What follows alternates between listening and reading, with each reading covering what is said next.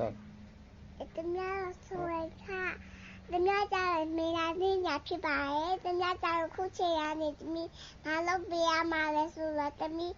တိတောက်လေးပေးပါရဲ့ကျမကတော့သမီးနာဖြစ်ပါရဲ့သမီးကနေနေနဲ့ဖြစ်ပြီးတော့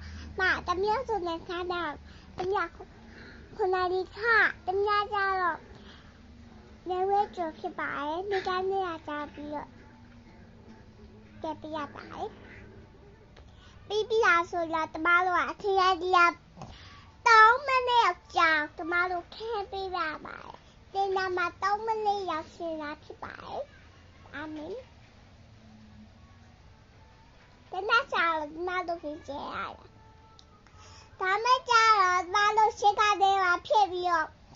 ဒါနေရနေထားတယ်ရောတ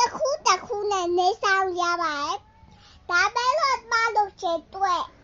ကဲပဲပေးစားတော့ရမှာတခုတော့မားလို့သမီးကပြောတယ်